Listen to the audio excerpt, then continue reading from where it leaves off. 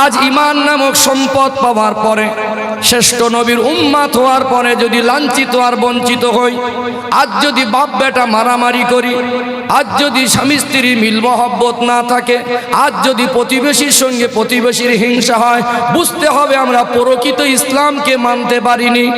ও ভাইয়েরা বাপেরা, ইসলামটাকে মানার মতো মানতে হবে। মাথায় রাখবেন, যেটা করেছি, যেটা করছি, যেটা করব, এই পর্যন্ত শেষ নয়। টোটাল নামা আমাদের জিন্দেগির হিসাবটা আল্লাহ পাকের দরবারে দিতে হবে কি হবে না? এই গাড়ি আমার, বাড়ি আমার, ব্যবসা আমার, ব্যাংক ব্যালেন্স আমার, আমার বলে কিছু নেই। ভালো সুন্দর করে একটা ঘর বানিয়েছেন, ওই ঘরের ডিজাইন কালার নকশাটা খুব ভালো। রাস্তা দিয়ে মানুষ যায়, ঘরের দিকে তাকিয়ে তাকিয়ে বলে এই লোকের ঘরটা খুব সুন্দর। আমার আপনার মরণের পরে ওই ঘরে কি আর রাখবে? পছন্দের মতো একটা জামা গায়ে দিয়েছেন, বন্ধু বান্ধবের সামনে গেলেন, আপনার জামার প্রশংসা করছে, ভাই তো জামার কাপড়টা খুব উন্নত মানের, কালারটা খুব সুন্দর, কিন্তু মরে যাওয়ার পরে এই পছন্দের পোশাকটাকে খুলে ফেলে দেবে না, পরিয়ে রাখবে। মার্বেল টাইলস দিয়ে সুন্দর করে গোসলখানা সাজিয়েছেন, ওই গোসলখানায় আর নিয়ে যাবে না, একটু কবরের ধারে যাবেন। এটা বারজাকি জীবন, ওই কবরটা হলো আসল বাড়ি। রাজার যেমন কবর হয়, ভিক্ষুকের তেমন কবর হয়, রাষ্ট্রপতির যেমন কাফন হয়, ভ্যান চালক আর মজদুরের তেমন কাফন হয়। দুনিয়ার জীবনটা অস্থায়ী জীবন, এটা আসল জীবন নয়। দুনিয়ার জীবন দেহের মৃত্যু আছে, নফসের মৃত্যু নেই। এই দেহটা এক সময় কবরে রেখে দিলে পচেও চলে যেতে পারে। মাথায় রাখবেন, আমার আল্লাহর কাছে আবার আমাদেরকে হাজিরা দিতে হবে। এই জীবনে যেটা করছি হিসাবটা আল্লাহ পাকের দরবারে দিতে হবে কি হবে না? চলেই যদি যেতে হয়, হিসাব যদি দিতে হয়, দুনিয়া অস্থায়ী জীবন, এই জীবনটা বেশি বেশি 60, 70, 100 বছর, তার বেশি যদি বেশি বাঁচে, এখনকার বর্তমান পরিবেশ অনুযায়ী ব্যতিক্রম ভাবে বাঁচে।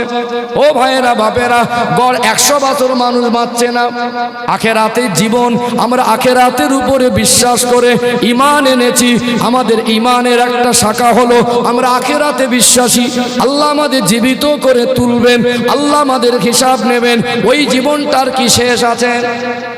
ওই জীবনে শেষ আছে? তাহলে 100 বছরের জীবনের হাতে পেয়ে কোটি কোটি বছরের জীবনকে বরবাদ করা কোনো ঈমানদার আর শ্রেষ্ঠ নবীর উম্মতের কাজ হতে পারে না। তারপরে যদি ক্ষতি করে, আখেরাতের জীবন বরবাদ করে, তাহলে সে প্রকৃতপক্ষে ঈমানদার আর শ্রেষ্ঠ নবীর উম্মত হতে পারেনি। কথা বুঝতে পারছেন?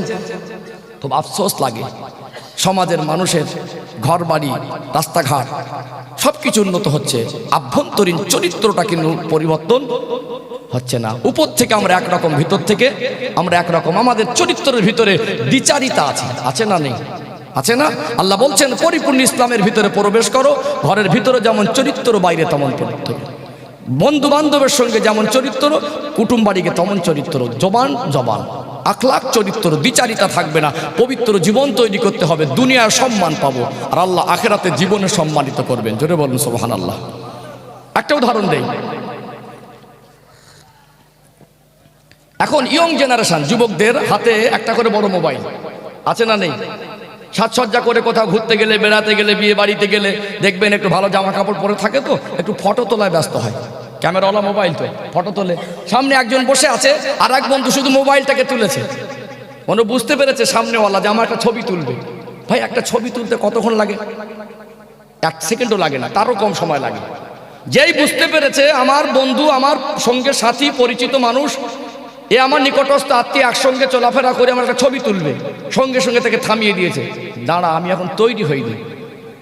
একটু চুলগুলো ঠিক করে নিল, ভালো করে জামার কলার ঠিক করে নিল, ভালো করে বলছে এবারে তোল।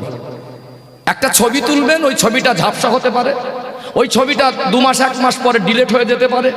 যে মেমোরি হার্ড ডিস্ক স্টোরিতে রাখা হচ্ছে, ওটা ফরম্যাট হয়ে যেতে পারে, ওটা ড্যামেজও হয়ে যেতে পারে, মানুষের দ্বারা ওটাকে নতুন করে মেরামত করে উদ্ধার করা অসম্ভব হয়ে যেতে পারে। এটা তেমন কোনো ব্যাপার না, অসম্ভব না, হয়ে যেতে পারে, খারাপ হয়ে গেছে, আর খুঁজে পাওয়া যাবে না। একটা ছবি আপনার একটা ফেস, একটা মুহূর্ত রেকর্ড করবে, তার জন্য নিজেকে সাজালেন, গোছালেন, তাকে থামিয়ে দিলেন। বলুন তো 24টা ঘন্টার ভিতরে একটা মুহূর্ত আমার আল্লাহর ক্যামেরার বাইরে যাওয়ার ক্ষমতা কোনো বান্দাবান্দির আছে? আছে কি? তাহলে আমরা কোথায় হারিয়ে গেলাম? এই বিবেক আমাদের কবে খুলবে? ভালো কবে হব? মরে গিয়ে হব না মরার আগে হতে হবে? ভালো আমাদের কবে হতে হবে? মরে গিয়ে না মরার আগে? আজ আফসোস আর কষ্ট, মানুষ মরার আগ পর্যন্ত ভালো হলো না, ওইভাবেই গেল। কথা ঠিক বলছি না ভুল বলছি? জীবন তৈরি করুন আল্লাহর হুকুম মোতাবেক। ইমানদারের দায়িত্ব হলো আল্লাহর বিধান মেনে জীবন তৈরি করা। শ্রেষ্ঠ নবীর উম্মতের দায়িত্ব হলো রাসূলুল্লাহ নুরানি সুন্নাত তরিকায় জীবনটাকে সাজানো। কথা ঠিক না ভুল? নিজে নিজে অ্যানালাইজ করুন নিজের জীবন, নিজের চলাফেরা, নিজের ওঠা বসা, নিজের টোটাল জীবন ব্যবস্থা নিয়ে আপনি ভাবুন, আপনার জীবনে আমার আল্লাহর বিধান কত পার্সেন্ট আছে? আপনার জীবনে আমার রাসূলুল্লাহ সুন্নাত কত পার্সেন্ট এসেছে? যত পার্সেন্ট আপনি হিসাব পাবেন, ইমান আপনার পরিপূর্ণ হতে যেটা মাইনাস আছে অত পার্সেন্ট বাকি আছে। কথা বুঝতে পারছেন? আমাদের ইমানের থেকে বোঝা যায় দুর্বল। ইমানের থেকে কি বোঝা যায়? দুর্বল। আমরা একবারও ভাবি না আমার আল্লাহ আমাকে 24 ঘন্টা রেকর্ডের মধ্যে রেখেছেন। আমার আল্লাহ 24 ঘন্টা তিনি আমাকে আপনাকে দুজন ফারিস্তা দ্বারা পাহারা দিয়ে রেখেছেন। যেটা করছি সব লিপিবদ্ধ করছেন। করছেন কি করেন না? সোনার মানিক যুবকেরা, আব্বারা মায়েরা, কোরআন শরীফ খুলবেন। 15 নম্বর পারা, 18 নম্বর পৃষ্ঠা, সূরার নাম সূরা আল কাহাফ, আয়াত নাম্বার 49, 49 নম্বর আয়াত। আল্লাহ পাক পরিষ্কার করে বললেন, ওয়া উদিয়াল কিতাব ফাতারাল মুজরিমিনা মুশফিকিনা মিম্মা ফি ওয়া ইয়াকুলুনা ইয়া ওয়াইলাতানা মা লিহাযাল কিতাব লা ইউগাদিরু সগীরাতাও ওয়ালা কাবীরাতান ইল্লা আহসাহা ওয়া ওয়াজাদু মা আমিলু হাদিরা ওয়ালা ইয়াজলিমু রাব্বিকা আহাদা।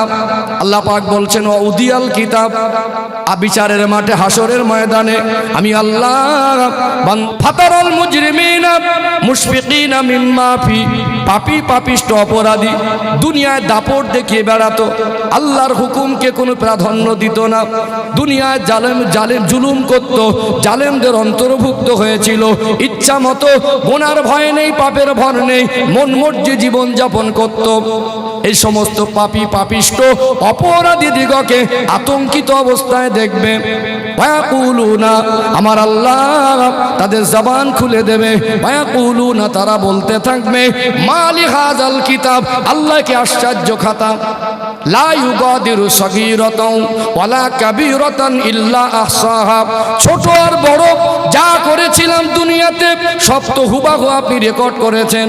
ওয়াজাদু মা আমিলু হাদিরা, বান্দা বান্দি যেটা করেছেন আমার আল্লাহ ওটাই তার সামনে পেশ করে দেবেন। ওয়ালা ইয়াজলিমু রাব্বিকা আহাদা, আমার রব আমার আল্লাহ সেদিন কারোর উপরে সামান্য যাররা জুলুম করবেন না।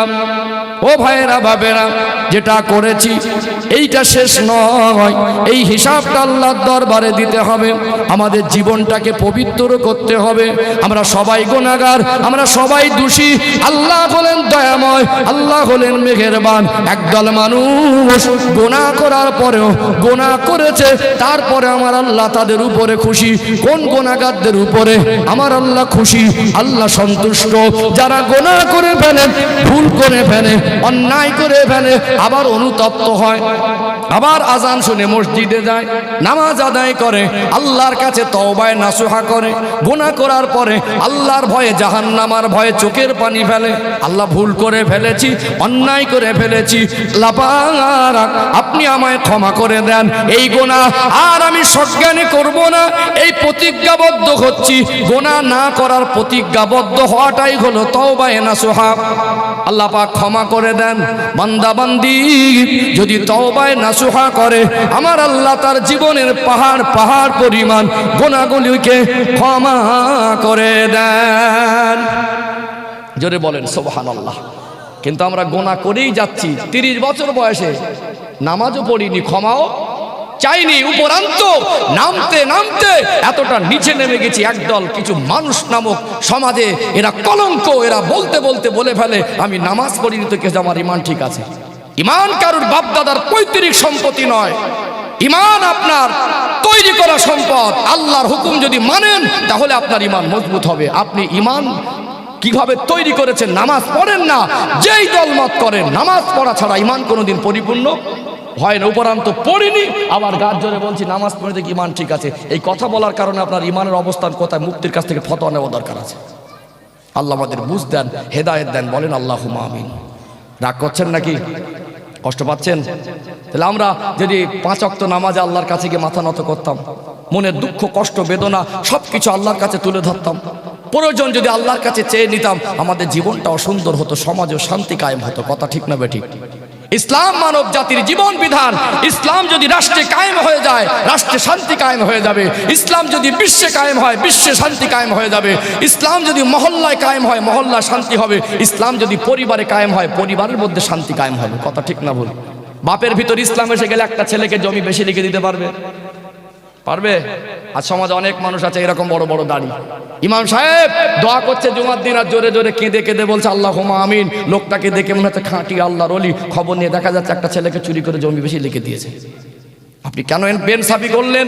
জন্ম দিলেন 2টো ছেলেকে, আপনি কেন একটাকে ফাঁকি দিয়ে বঞ্চিত করে একটাকে লিখে দিলেন? এই হিসাব আপনাকে দিতে হবে।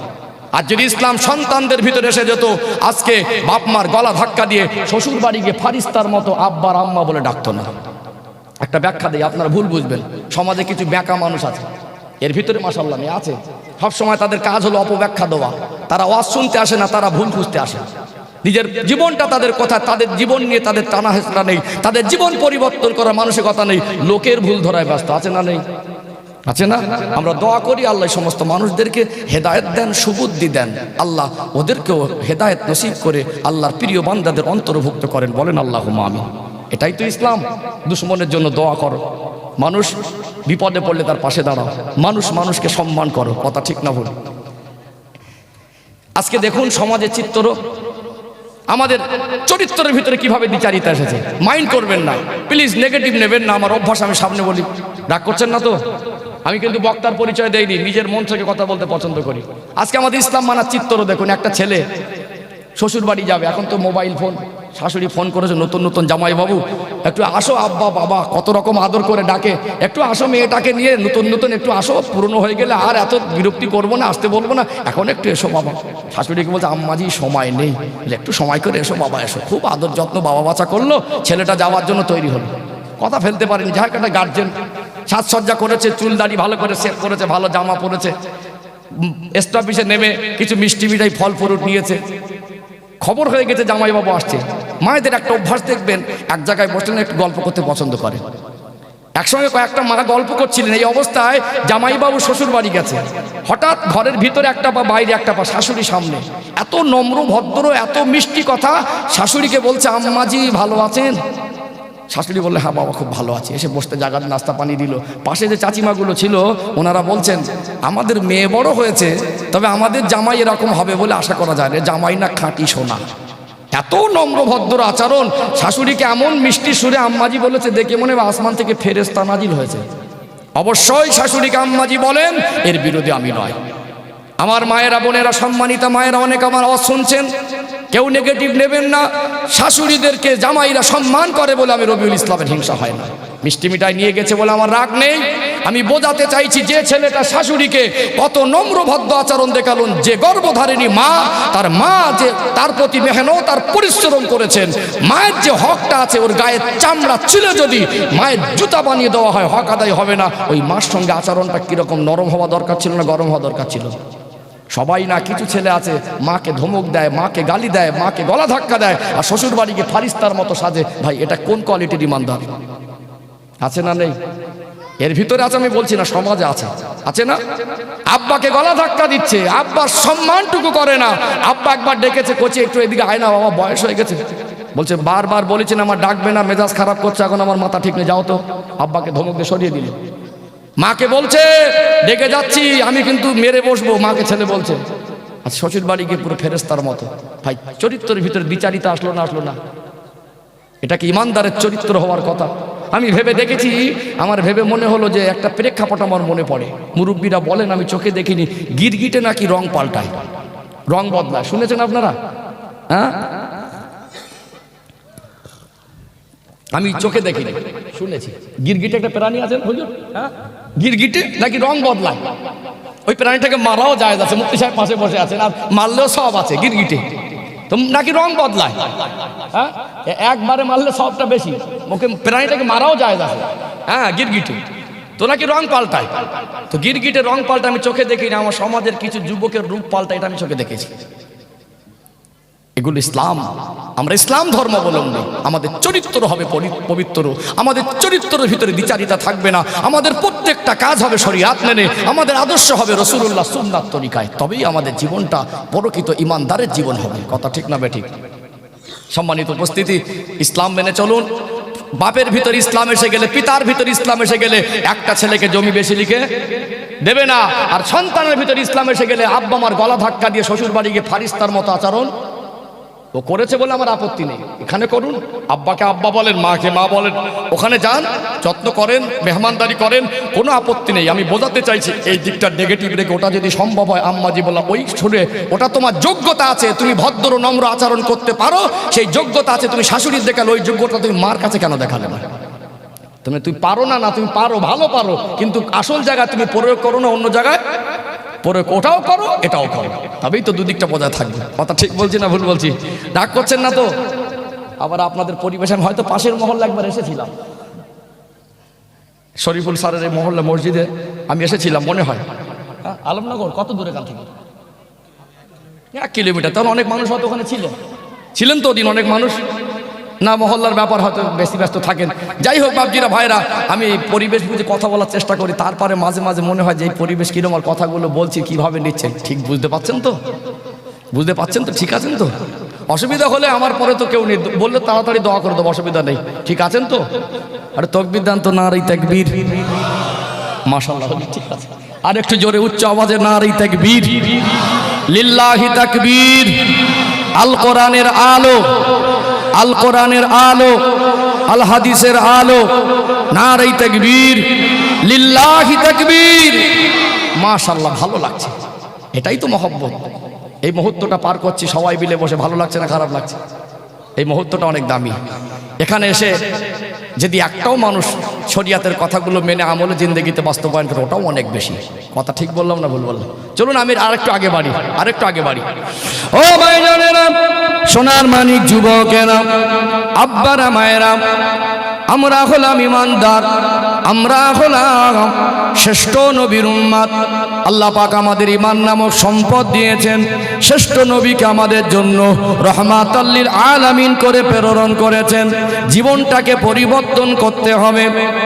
এই দুনিয়ায় আমরা যদি ইসলামকে মানি, রাসূলুল্লাহর আদর্শে আদর্শিত হয়ে যাই, শান্তি কায়েম হবে। সংক্ষেপে উপস্থাপন করছি, বিখ্যাত ইমানদার স্বামী স্ত্রীর একটি ছোট্ট উদাহরণ তুলে ধরি, এর থেকে আমরা অনেক শিক্ষা নিতে পারবো আশা করা যায়।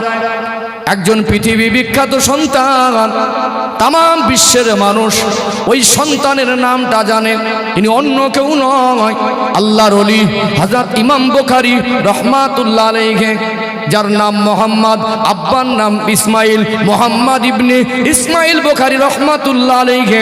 বিশ্বের মুসলমান এই বুখারী শরীফ কিতাবটার নাম শুনেছে কি শুনেনি?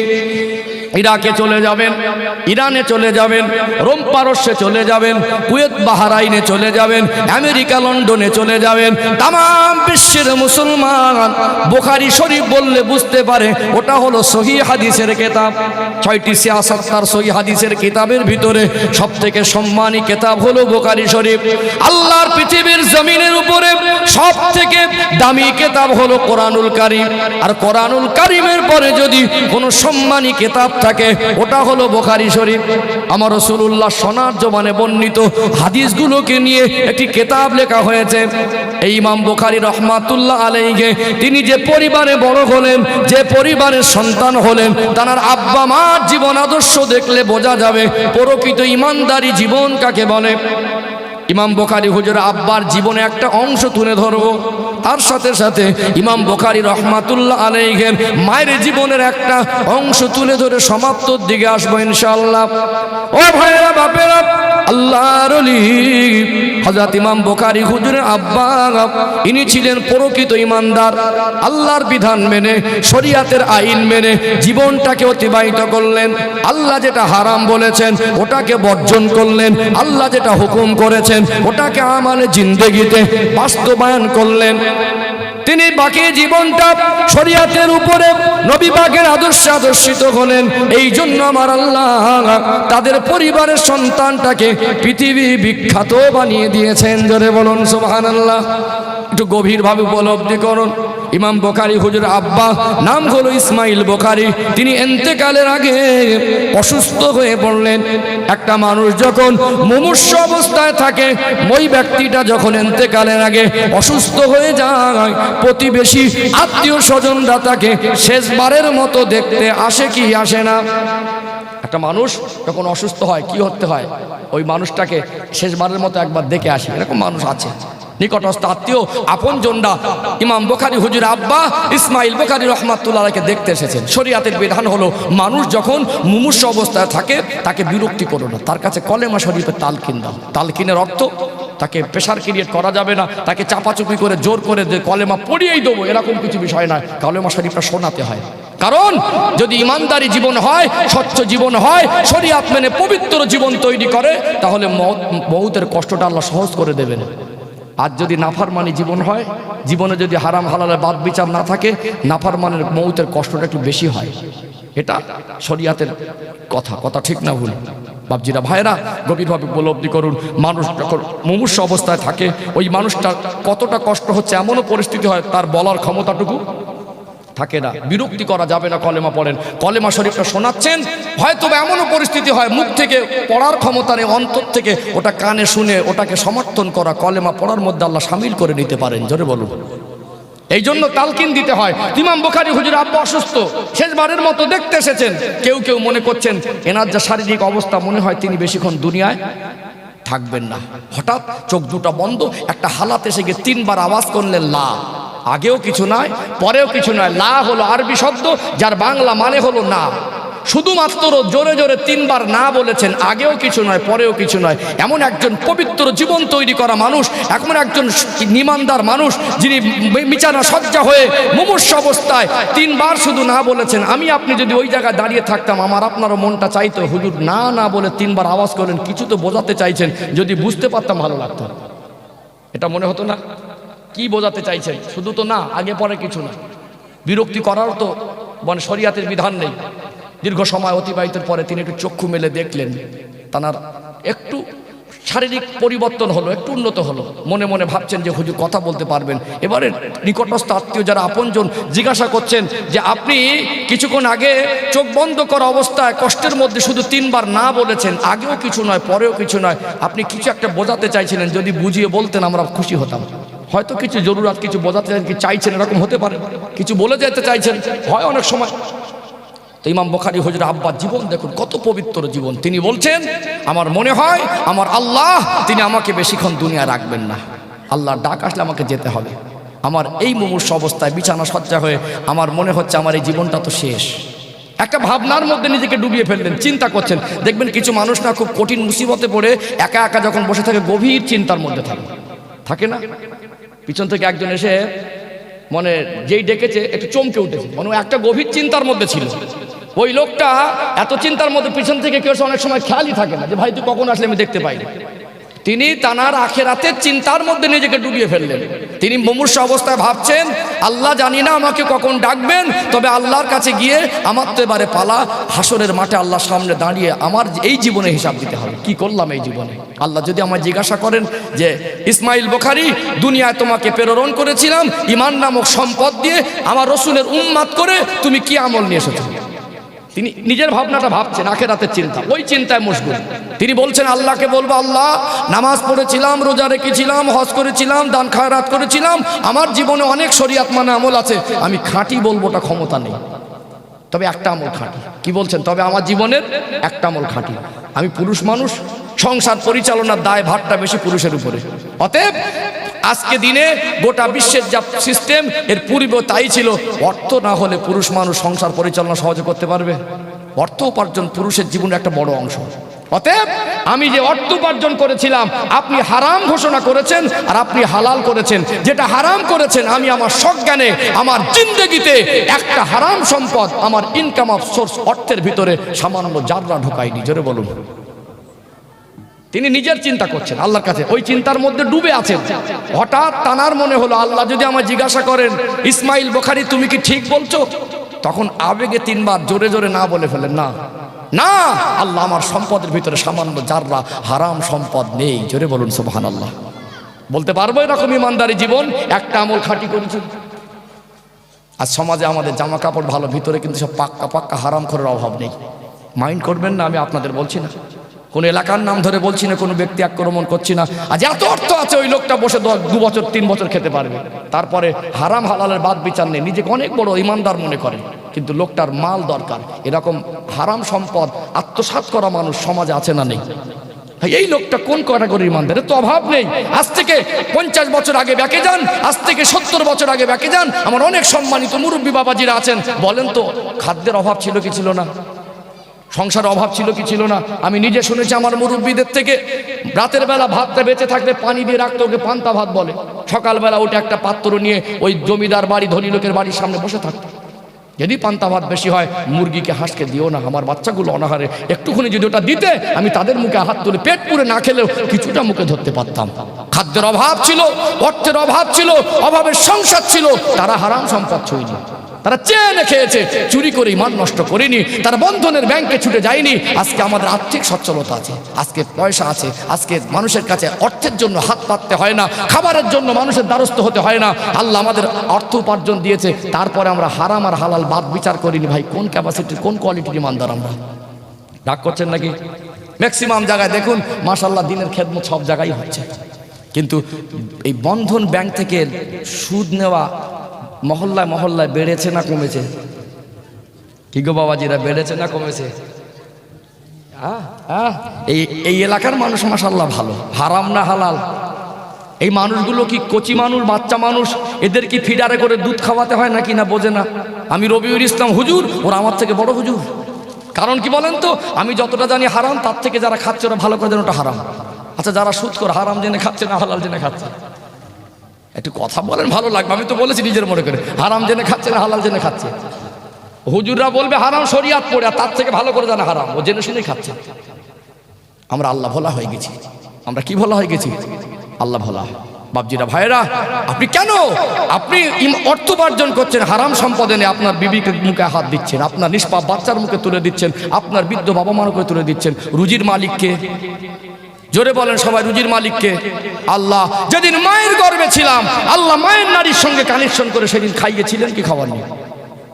যেদিন মাকে হসপিটালে অপারেশন থিয়েটারে ওটি রুমে ডক্টর বলছে এই মার যা শারীরিক অবস্থা নর্মালি ডেলিভারি সম্ভব নয়, সিজার করা লাগবে, ডক্টররা মার পেট কাটায় ব্যস্ত ছিল, সেদিন ওই বাচ্চার জন্য আমার আল্লাহর মার স্থানে রেজেক্ট দিয়েছিল। জোরে বলুন, কথা ঠিক বললাম না ভুল বললাম? তাহলে আল্লাহ রুজির মালিক সেদিন খাইয়েছেন।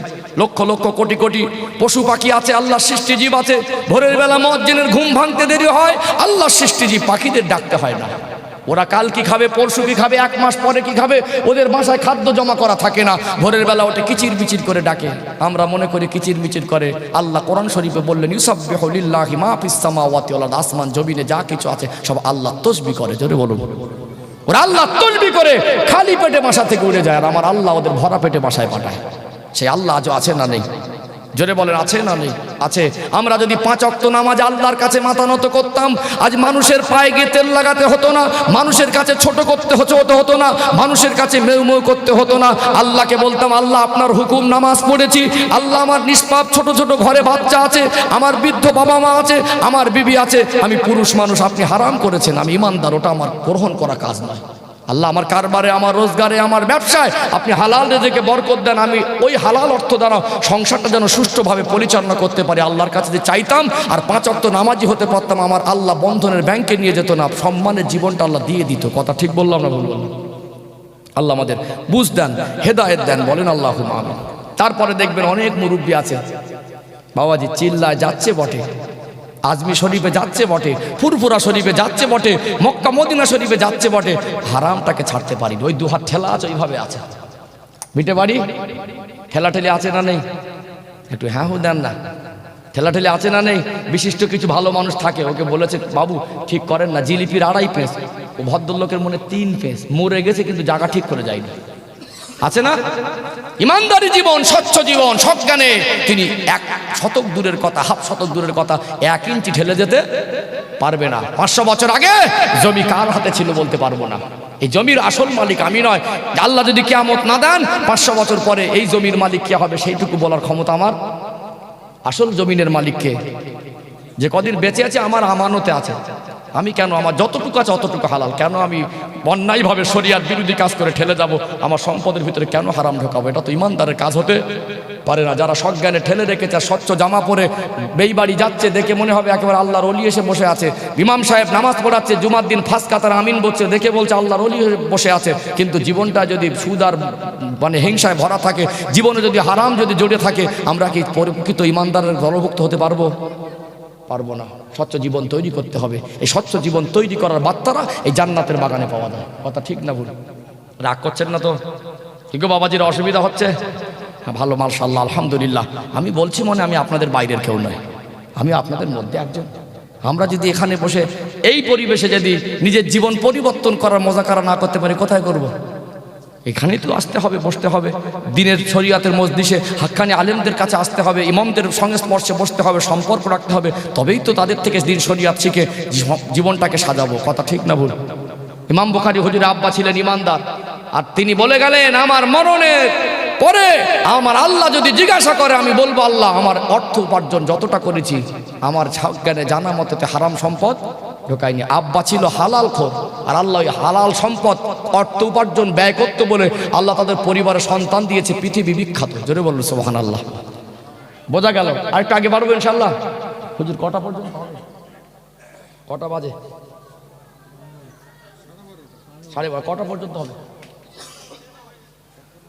আরেকটু আগে বাড়ি, একটু কালেকশনের ব্যাপার সংক্ষেপে আরেকটু আগে বাড়ি ইনশাল্লাহ। বেশি রাত করবো না, ফজরের নামাজ আছে, সব দিকটা যাতে বজায় থাকে। আরেকটু আগে বাড়ি ইনশাল্লাহ, আরেকটু আগে বাড়ি। চলুন একটু দরুদ শরীফ পড়ে নেবো। মহব্বতে দরুদ শরীফ। আল্লাহুম্মা সাল্লি আলা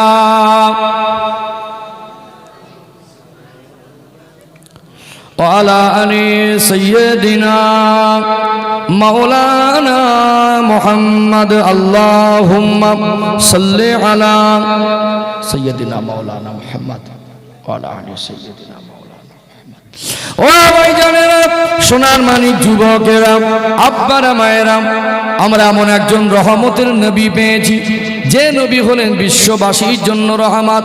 সেই রাসূলুল্লাহ পৃথিবীর মানুষের জন্য এমন রহমত, ইমানি হালাতে যারা এই চামড়ার চোখ দিয়ে আমার নবীর চেহারা মোবারকটা দেখেছেন, ইমানি হালাতে যারা রাসূলুল্লাহকে দেখার সৌভাগ্য লাভ করেছেন, বাকি জীবনটা ইস্তেকামাতের সঙ্গে বাকি জীবনটা ইমানদার হালাতে অতিবাহিত করেছেন, এদের একটা ক্যাটাগরি, এদের একটা সম্মানের জীবন। যারা ইমানদার হালাতে নবীকে দেখেছেন আর বাকি জীবনটা ইমানদার হালাতে অতিবাহিত করেছেন, এদেরকে নবী পাকের সাহাবা বলা হয়। জোরে বলুন সুবহানাল্লাহ। আমরা আহলে সুন্নাতুল জামাতের আকীদার মানুষ। আহলে সুন্নাতুল জামাতের আকীদা হলো নবী পাকের সমস্ত সাহাবীরা হলেন জান্নাতি। আল্লাহ নবীর সাহাবার সংখ্যা ছিল কম বেশি 1.5 লক্ষের মতো। এর ভিতরে 10 জনা এমন সৌভাগ্যবান সাহাবা ছিলেন, বেঁচে থাকা অবস্থায় আল্লাহ রাব্বুল আলামিন তাদেরকে জান্নাতের সার্টিফিকেট দিয়েছিলেন। এই 10 জনকে আশারায়ে মুবাশশারা বলা হয়। 10 জনা জান্নাতের সার্টিফিকেট প্রাপ্ত সাহাবীর ভিতরে প্রথম সারির 4 জন হলেন 4 জনা খলিফা।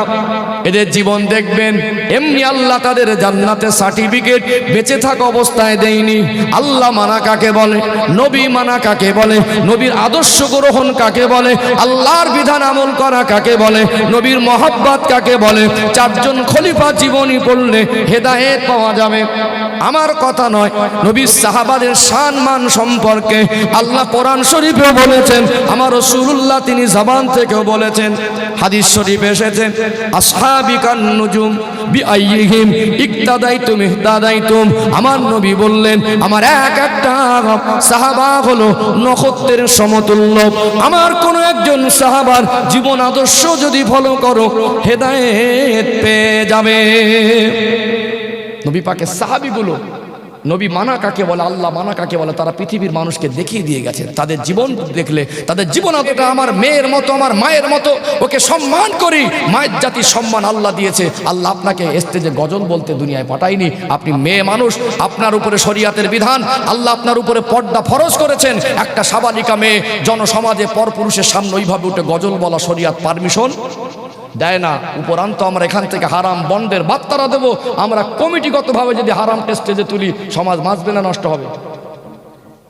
এখানে এই পরিবেশ নেই। আমি বলে যাচ্ছি, মানে আগামী দিন ইনশাআল্লাহ সচেতন হবে কমিটি। কথা ঠিক বলছি না ভুল বলছি? কিন্তু মাথায় রাখবেন, একটা গজল বেরিয়েছে, দেখবেন কিছু কিছু গজলের কথার অর্থগুলো ভালো, বলার ভঙ্গিটা আলাদা, সুরটা আলাদা, গানের সঙ্গে মিলিয়ে দিল সেটা আলাদা প্রসঙ্গ।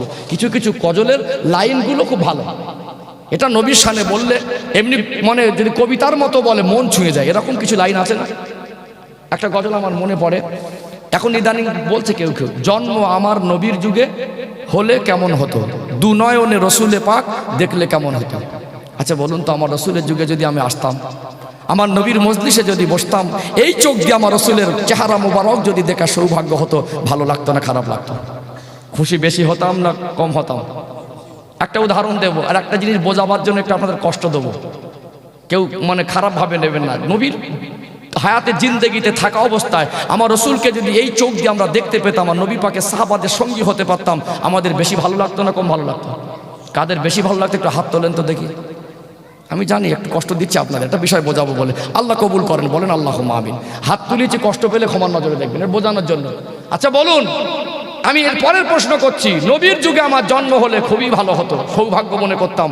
আমাদের যে শরিয়াত মানার জীবনের পার্সেন্টেজ, এই দিয়ে কি বোঝা যায় আমরা নবীর সাহাবা হবার যোগ্যতা অর্জন করেছি?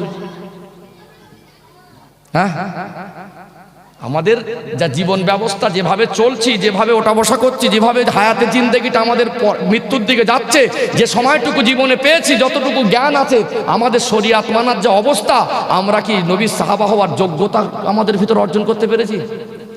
মাথায় রাখবেন, নবীর সাহাবা হতে পারিনি, কিন্তু নবীর উম্মাত হয়েছি। নবীর সাহাবা হতে পারিনি, আল্লাহ নবীর উম্মাত করেছেন। নবীর সাহাবা নবীকে মেনে জান্নাতে যাবে, নবীর উম্মাত নবীকে মেনে সেই জান্নাতে আল্লাহ দেবে। কথা ঠিক না বলি?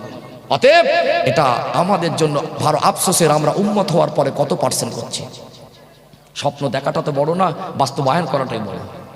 কথা ঠিক বললাম না ভুল বললাম? প্রত্যেকটা মুরব্বীকে আমি অনুরোধ করে যাচ্ছি, নামাজ পড়েন, দলমত নিয়ে মারামারি করবেন না। বিভিন্ন ফিতনা আপনাদের সামনে আসবে, এড়িয়ে চলবেন। বিভিন্ন ফিতনা আপনাদের সামনে আসবে, এড়িয়ে চলবেন। ফেসবুক আর ইউটিউবের মুরিদ হলে জীবনে খাতরা আছে। হাক্কানি আলেমরা আছেন, যোগ্য ব্যক্তিকে মসজিদের ইমাম করেন, যোগ্য ব্যক্তির নেতৃত্বে চলেন, ইমান বেঁচে যাবে। বহু ফিতনা আসবে, সাবধানে চলবেন। আর ফেসবুক আর ইউটিউবের মুরিদ হলে রাতের বেলা 500টা থাকবে, সকালবেলা ফাঁকা হয়ে যাবে। কথা বুঝতে পেরেছেন? বেশি কিছু বলছি না, ইমান বাঁচানোর সময় এসেছে, একদম বিতর্ক নয়। আজকে আমাদের মারামারি করার সময় নয়, এক ছাতার নিচে দাঁড়ান, একজন আর একজনের পাশে দাঁড়ান, আমরা সম্প্রীতির সঙ্গে চলি। এই ভারতবর্ষের জমিন, এটা আমার জমিন, এই ভারতবর্ষের জমিনে আমি জন্ম নিয়েছি। এই দেশ আমার, নরেন্দ্র মোদী বাবুর যতটা অধিকার, আমার ততটা অধিকার, একজন ভিক্ষুকের ততটা অধিকার, একজন ভ্যান চালকের অতটাই অধিকার।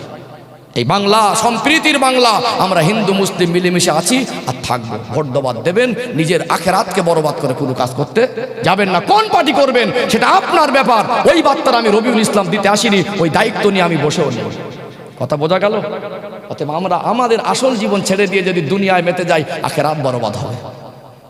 খুব ফিতনায় জড়ানোর দরকার নেই। যতটুকু জানেন ইমাম সাহেবদের সঙ্গে সম্পর্ক রাখুন, আলেমদের সম্মান করুন, আলেমদের সঙ্গে সম্পর্ক রাখুন। যারা আলেমদের সম্মান করে না, আল্লাহ তাদের খানদানে আলেম দেয় না। আমি গুজরাটে পড়াশোনা করেছি, আমার হুজুররা বলতেন, যারা আলেমদের সম্মান করে আল্লাহ তাদের খানদানে আলেম দেয় না। আমি আমার এই বয়সে টাইটেল পর্যন্ত একটা মাদ্রাসায় 10 বছর শিক্ষকতা করেছি, আর আমার এই বয়সে দেখেছি টাকার জোরে ছেলেকে আলেম করবে বলেছিল, পারিনি।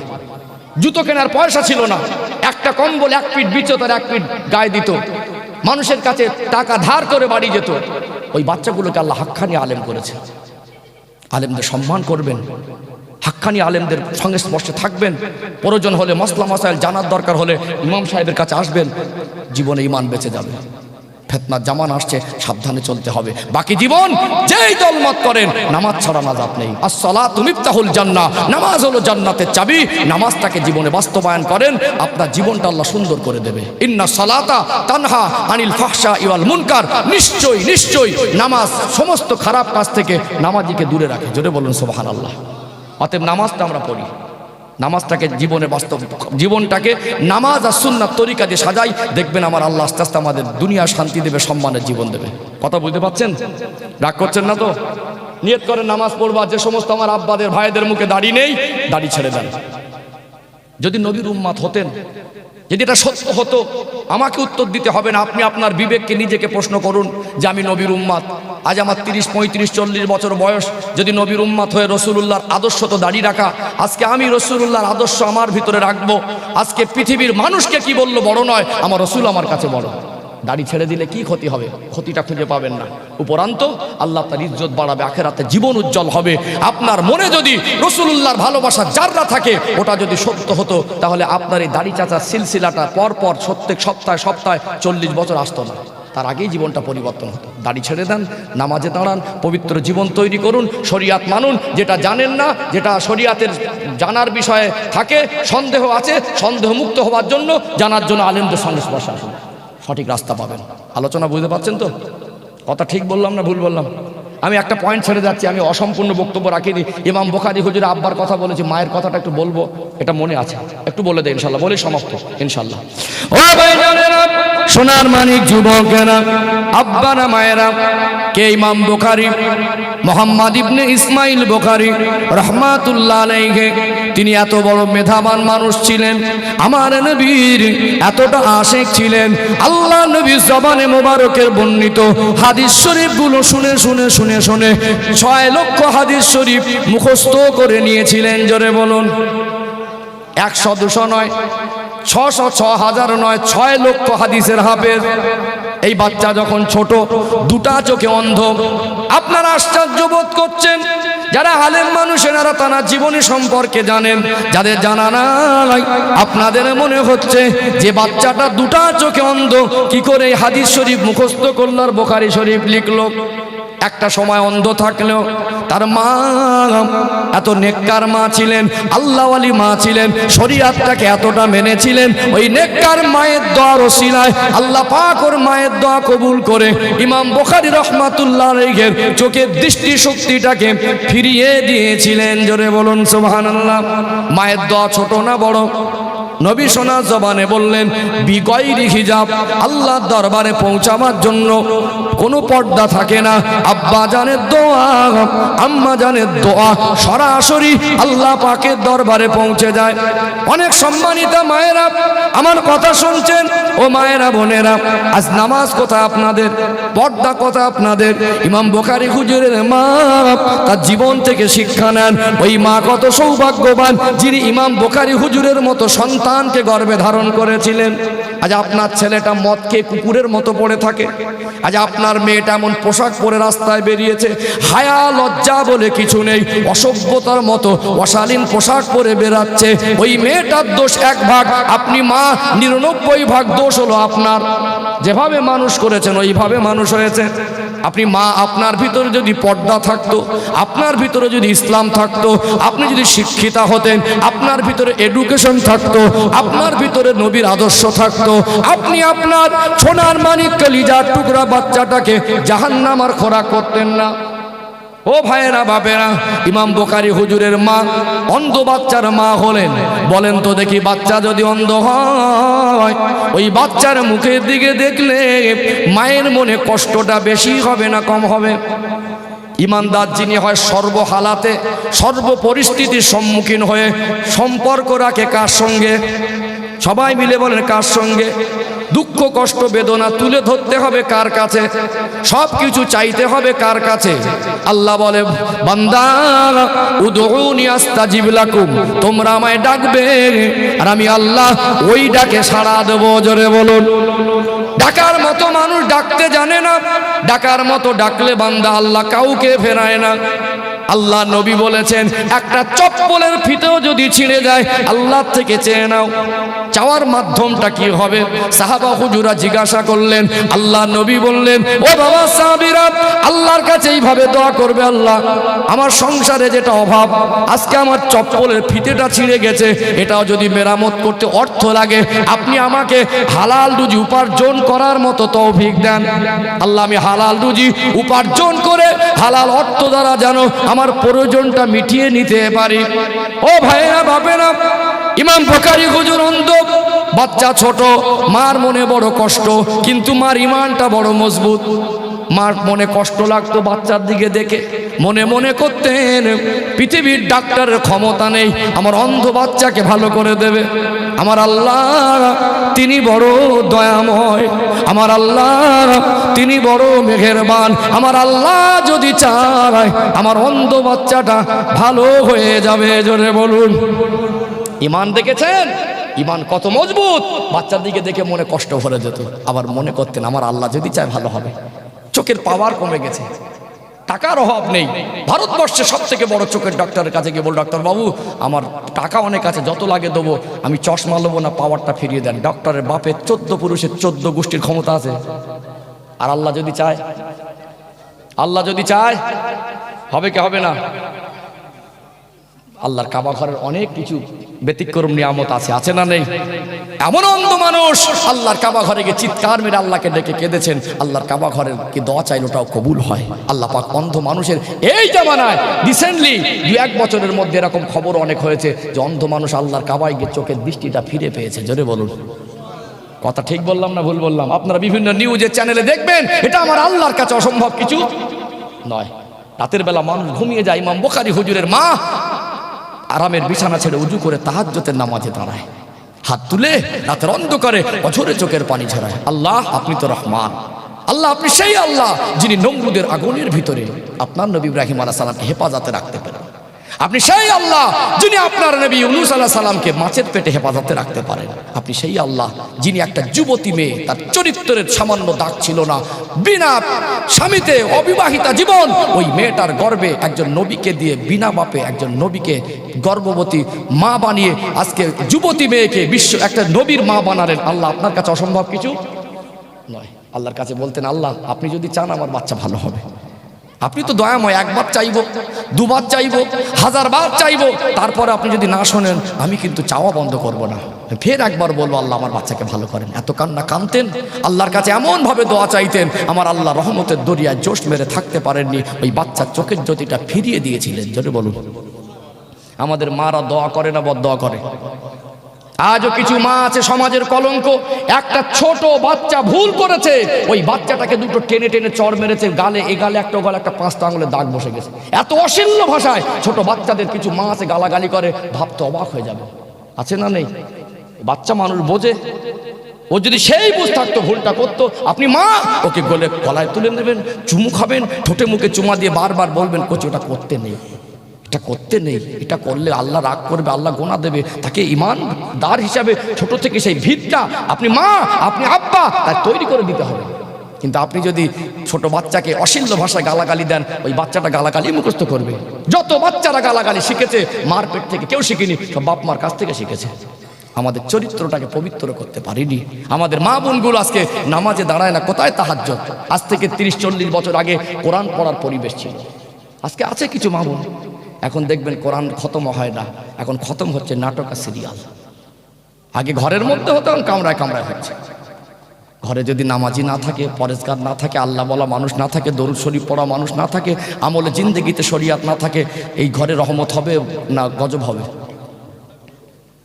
একটা বাড়ির ভিতরে 5-7 মানুষ 1 সপ্তাহ কেউ নামাজ পড়েনি, 1 সপ্তাহের ভিতরে তাদের মুখ থেকে কারোর মুখ থেকে আল্লাহ বের হয়নি। 4 দোকানে ফতোয়া দিচ্ছে মুসলমানদের দিনকাল ভালো না, আছে না? আসলে কি মুসলমান হতে পেরেছে? মুসলমানদের দিনকাল ভালো ছিল, আছে, থাকবে। তিনি মুসলমান। আমার আল্লাহ বলেছেন ওয়ালা তাহিনু ওয়ালা তাহজানু ওয়া আনতুমুল আ'লাউনা ইন কুনতুম মুমিনিন। শরীয়ত মেনে মুমিনের দরজা পাবে। আমার আল্লাহ বলেছেন পৃথিবীর শক্তি আর ব্যক্তি তোমাকে অপমান আর ক্ষতি করতে পারবে না। জোরে বলুন। আজও ইমানদারের মতো ইমানদার হলে আল্লাহর কাছে হাত তুলে কাঁদে, ওটা চোখের পানিটা জমিনে পড়ার আগে আমার সৃষ্টিকর্তা আমার রব ওটাই কবুল করে। জোরে বলুন। আছে না? আমরা ডাকিনি, আমরা আল্লাহর কাছে চাইনি, আল্লাহর কাছে মাথা নত করিনি, আমরা মানুষের মুখাপেক্ষী বেশি হয়ে গেছি। এটা আমাদের ইমানই দুর্বলতা। আমার সম্মানিত বাপজিরা ভাইয়েরা, অনেকক্ষণ ধরে আপনারা ঠান্ডায় কষ্ট করে বসে আছেন, আজকে ঠান্ডাটা একটু বেশি। হ্যাঁ,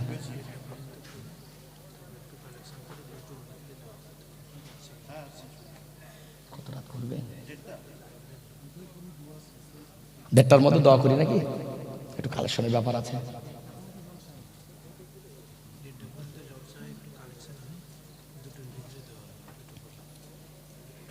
আচ্ছা, 1:15 পর্যন্ত জলসা করি, আর একটু আগে বাড়ি।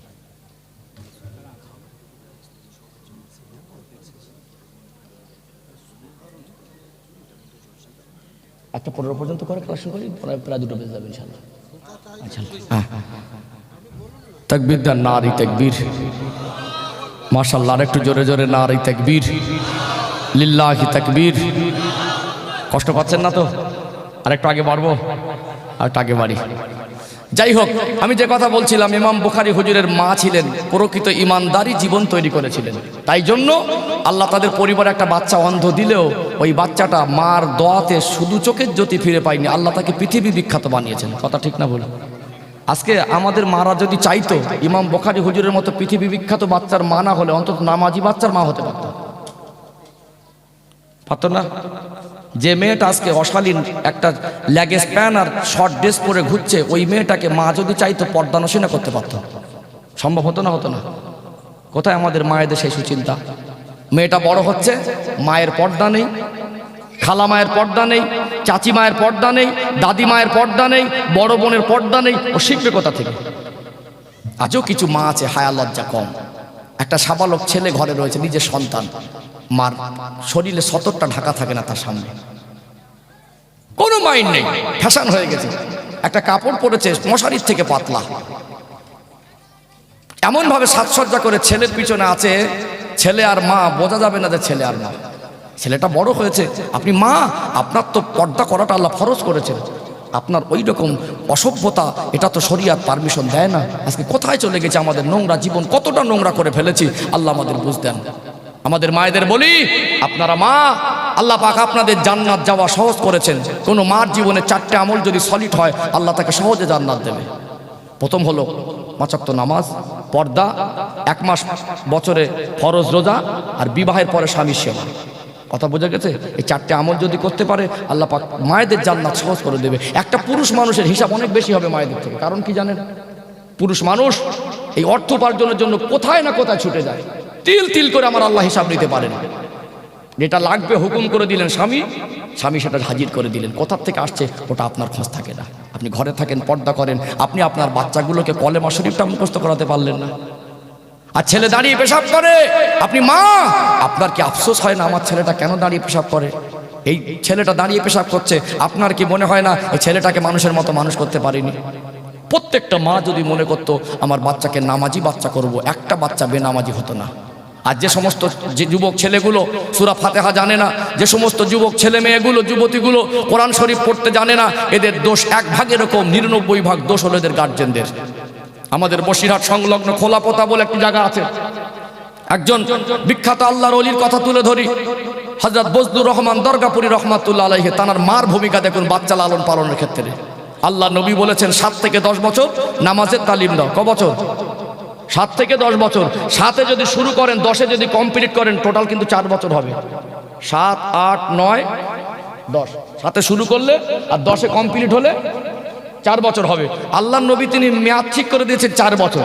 কারণ নামাজটা কিন্তু প্র্যাকটিক্যালে অনেকটা মস্কের ব্যাপার থাকে, 2 ঘন্টায় বসে নামাজই হয় না।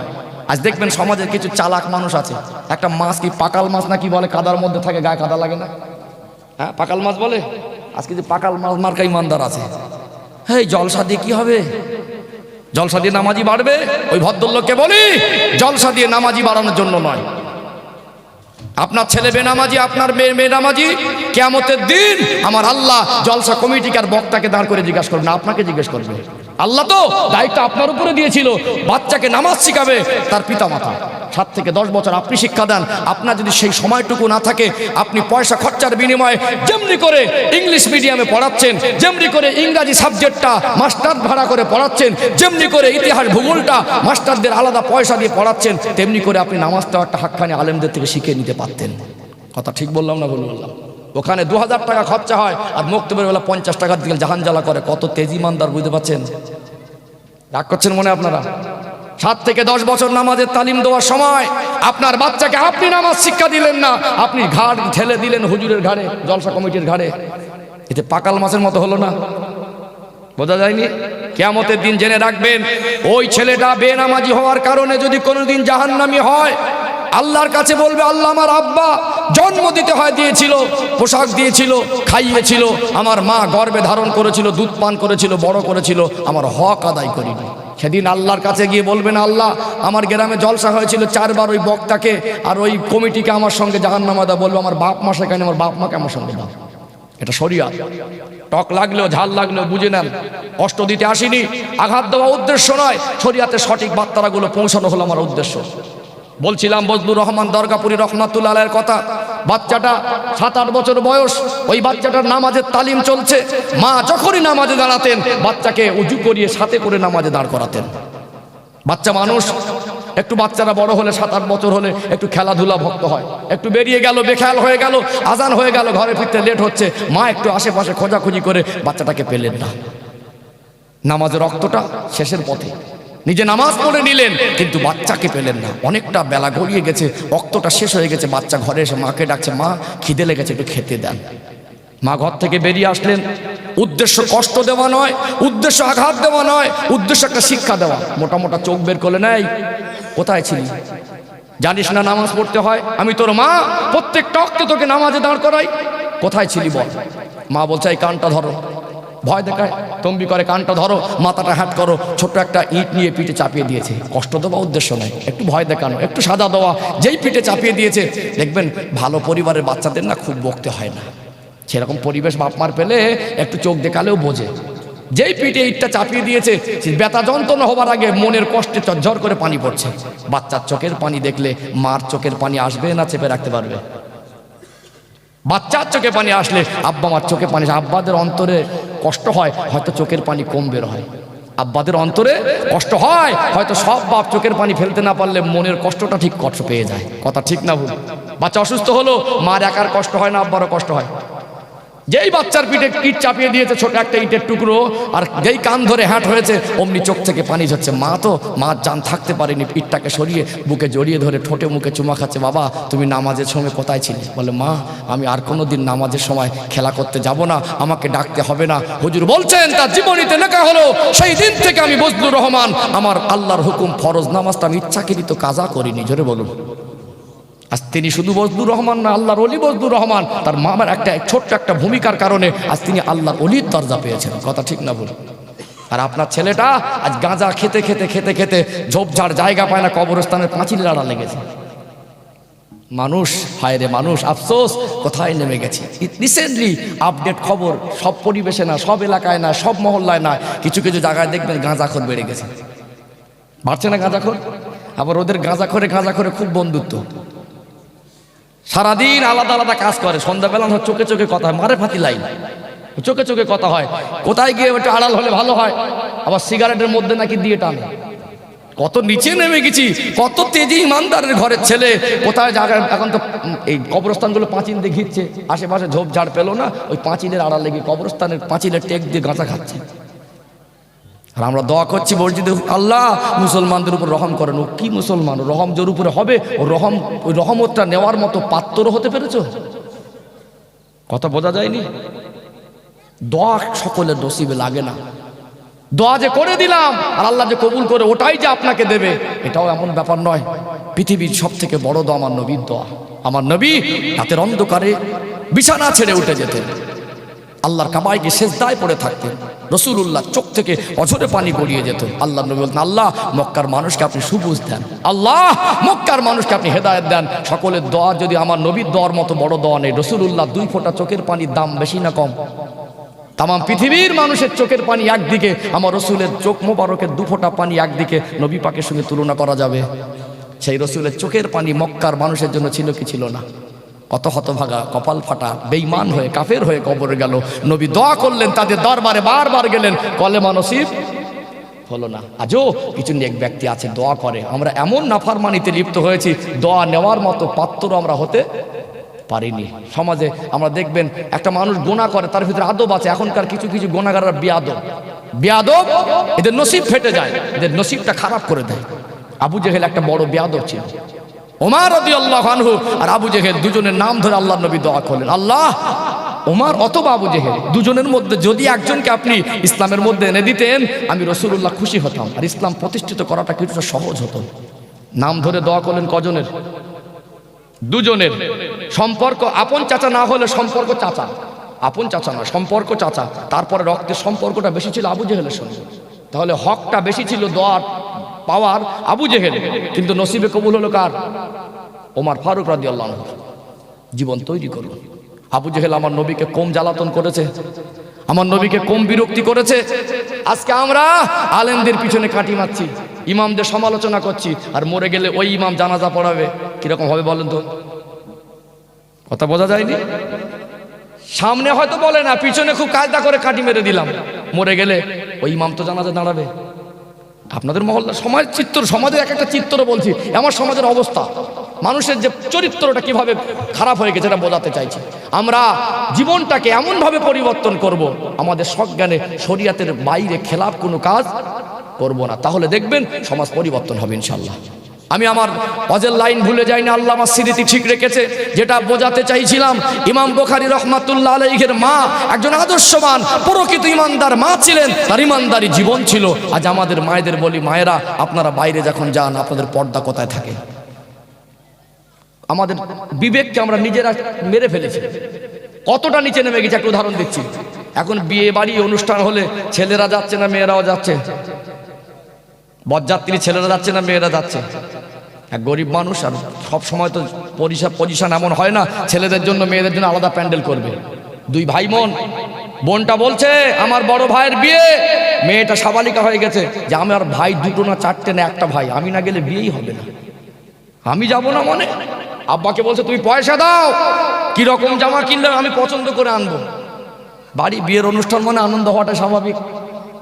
রাতের বেলা কালকে বরযাত্রী সেজে যাবে, জামাটা একবার পরেছে, মাথায় ওড়না দেয়নি, দাদুর বয়স 50 বছর মতো, দাদু বেঁচে আছে, জামাটা গায়ে গলিয়েছে, ওড়না নেই, একটা লেগেজ টাইট শর্ট জামা পরে দাদুর সামনে গেল, দাদু কালকে তুমিও যাবে আর আমিও যাব, এই জামাটা এনেছি, কিরকম লাগছে বলো তো দাদু?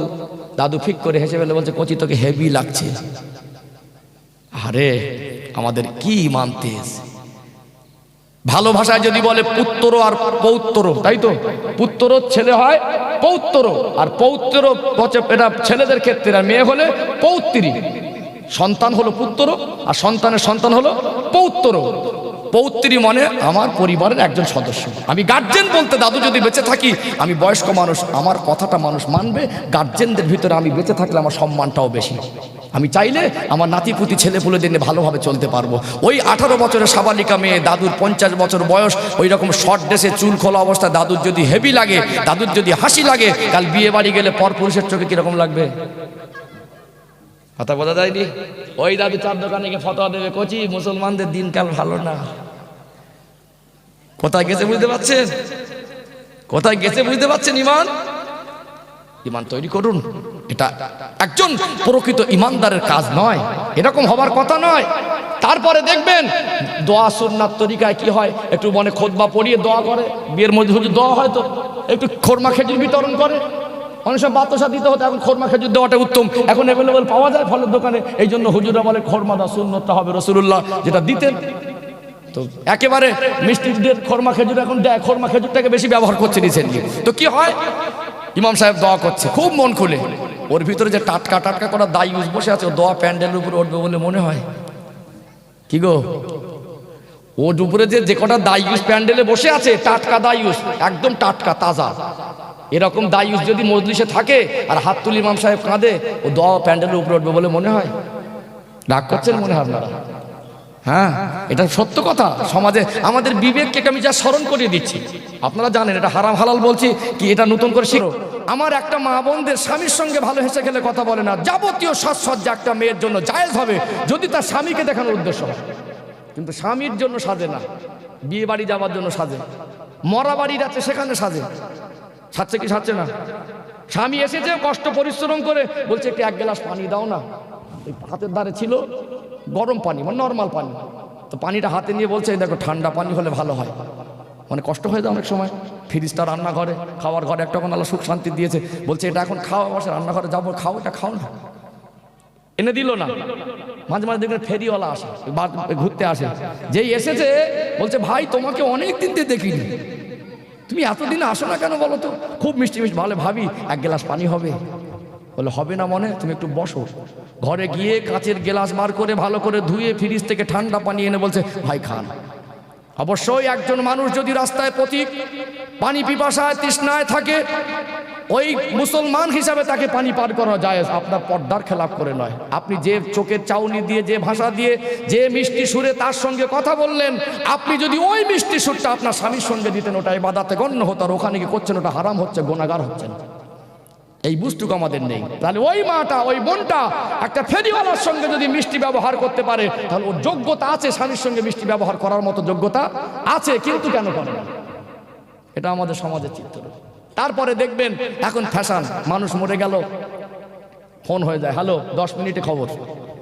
আর সব মাইয়ের বাড়ি যাচ্ছে এখন সব 4 চাকা গাড়ি করে, গাড়ি ভাড়া হয়েছে, বড় যা বলছে আমি যাব, আর একটা বৌমা বলছে আমি যাব, শাশুড়িটা বলছে আমি যাব, ননদ বলছে আমি যাব, বাড়ির গার্জেন বলে দিচ্ছে তোমরা যখন সবাই যাবে বলছো, বাড়ি একটু সবজি ভাত সাদা ভাত রান্না করে দিয়ে যাও, আমরা বাড়ি আছে তোমরা যাও। গাড়ি থেকে নামছে ড্রাইভার একজন, আর বাড়ির গার্জেনের মধ্যে পুরুষ একজন, আর নামছে 5 জন মেয়ে ছেলে, কোঁচা দিয়ে শাড়ি পরা, মশারির থেকে পাতলা, কারুর কপালে টিপ, কারুর ঠোঁটে ঠোঁট পালিশ, এমনভাবে অঙ্গভঙ্গি সাজসজ্জা করে মাইয়ের বাড়ি মরা মানুষকে দেখতে এসেছে। এদের সাজসজ্জার মানে চলাফেরার ভঙ্গি দেখে মনে হবে মরা বাড়ি এসে পিকনিক করতে এসেছে। ওই দোষটা কি মা বোনদের দেবেন? ইসলাম যদি আমাদের পরিবারে কায়েম হতো, ওই মাটা বলতো স্বামীকে আমি গিয়ে তো জানাজার কাতারে দাঁড়াতে পারবো না, আমি গিয়ে তো কবরস্থানে গিয়ে মাইয়েতের কবরে মাটি দিতে পারবো না, আমি যদি যাই আমার পর্দার খেলাপ হয়ে যেতে পারে। অবশ্যই রক্তের সঙ্গে সম্পর্ক অত্যন্ত ঘনিষ্ঠ আত্মীয় হলে অবশ্যই যাবেন। যখন আমার রক্তের সঙ্গে সম্পর্ক না, ঘনিষ্ঠ আত্মীয় নয়, আমি মহিলা যাওয়ার থেকে আমার স্বামী গেলে তিনি 2 কেরাত সওয়াবের অধিকারী হবেন। জোরে বলুন। কারণ মেয়েরা তো জানাজার কাতারে দাঁড়ানোর সুযোগ পায় না, পুরুষ মানুষ গেলে জানাজার কাতারে দাঁড়াবে, তার বিনিময়ে বদলায় 1 কেরাত সওয়াব। উহুদ পাহাড়টা আমি নিজে চোখে দেখেছি, উহুদ পাহাড় যারা দেখে এসেছেন কত বড় পাহাড় সেটা বোঝা যাবে, অতটা পরিমাণে সওয়াব আল্লাহ দেবে। নবী বললেন জানাজার নামাজ পড়লে 1 কেরাত সওয়াব। সাহাবা হুজুররা বলেন হুজুর 1 কেরাত কতটা পরিমাণ? আল্লাহ নবী বলেন উহুদ পাহাড় পরিমাণ। জোরে বলুন। তাহলে আপনি উহুদ পাহাড় পরিমাণ সওয়াব পেতেন, আর আপনার জানাজাটা হলো দোয়া, এই আপনার দোয়াটা মাইয়েতের নসিবে কবুল হতো। আপনি কবরস্থানে গিয়ে আবার 3 মুঠা মাটি দিতেন, আর 1 কেরাত সওয়াব পেতেন, মাইয়েতের কিছু না কিছু হলে উপকার হতো। কথা ঠিক বললাম না ভুল বললাম?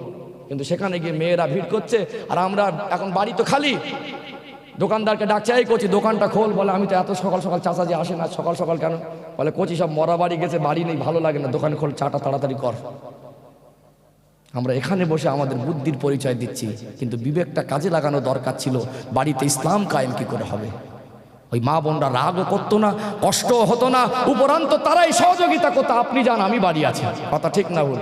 আজকে ইসলাম পরিবারে কায়েম না থাকার কারণে ওই মা আর ওই বোনটা ভুল বুঝে বলছে আমি যাব, তুমি বাড়ি থাকবে। রাগ করার জন্য বলছি না, কষ্ট দেওয়ার জন্য বলছি না, মায়ের জাতির ইজ্জত আল্লাহ দিয়েছে, আমি তার সন্তানের মতো, ওই সমস্ত মায়ের সন্তানের মতো কেন আমি 2 ঘন্টার জন্য সে কষ্ট দিচ্ছি? আমি কষ্ট দেওয়ার উদ্দেশ্য বলছি না। মা বোনগুলোকে বোঝার দরকার আছে, শরীয়তের কথাটা শুধু পুরুষ মানুষদের জন্য নয়, মা বোনদের জন্য, আখিরাত তাদের জন্য হিসাব। নসিহত শুধু আপনাদের জন্য, তারাও শুনবে, তারাও আমল করবে। অতএব এই মা বোনগুলো যে আজকে কুপথে চলছে, এর পিছনে বড় ভূমিকা পুরুষদের আছে, গার্জেনদের আছে, সব দোষ কিন্তু ওদের না। প্রত্যেকটা স্বামী আমরা যারা আছি, বলুন তো, যদি মনে করি আমার বিবিকে আমি হাত ধরে নামাজে দাঁড় করাবো, সম্ভব হবে না অসম্ভব হবে? হবে না? ফজরে উঠলাম হাসি মনে, স্বামী স্ত্রীর সম্পর্কটা কিন্তু নিয়ামতি সম্পর্ক। কি সম্পর্ক? একটা তথ্য বলে দেই, বিবাহের উৎপত্তি, প্রথম বিবাহ দুনিয়ায় হয়নি, এটা আল্লাহ জান্নাতে হয়েছে। জোরে বলুন সুবহানাল্লাহ। তথ্য।